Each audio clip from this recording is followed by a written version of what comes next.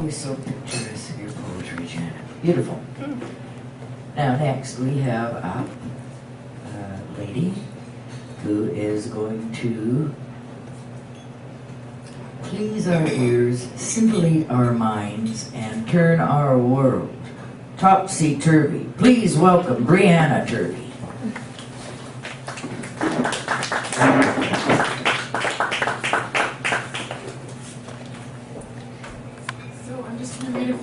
Shorter ones.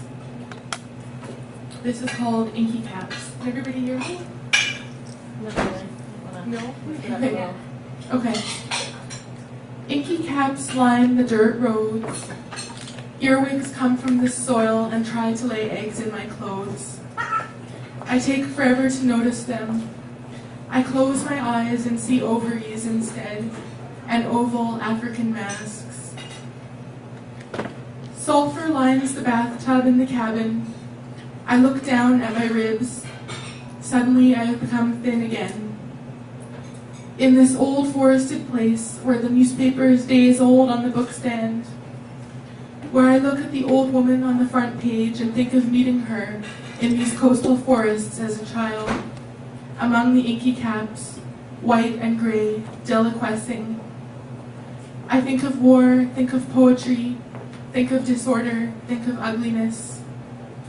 I'd rather write the disassembled poetry of these nights than have found out what the youth on the ferry wanted of me, what lively antics he wanted to be up to, or if he hated me, or if he wanted me dead. I only found it bothersome. My friend wants to talk to you. Do you want to meet him? I do not care what he is doing on this coast. I do not care for letters or sex or friendship. I do not notice how many cigarettes there have been, or the embossed souvenir matchbook I have taken to light them, until all the matches are gone and it is bent.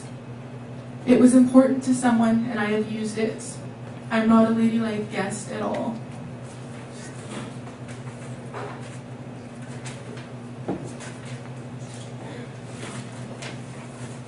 Another short one, it's called At 18.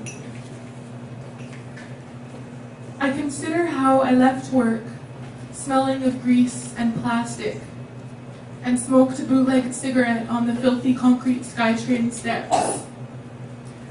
Took off my belt with the X-Acto knife and measuring tape, and took my wet steel-toed boots to the university to listen to the calming rhythms of the elucidation of prose. Wondering what I had sold that day, what was an air compressor for. How afterwards I took the bus to my girlfriend's house on the east side, our shrill laughter reverberating, inane.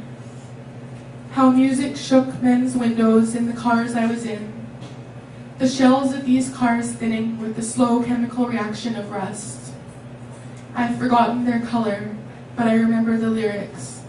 P-I-M-P, P-I-M-P, reverberating. One more. Just gonna find it here.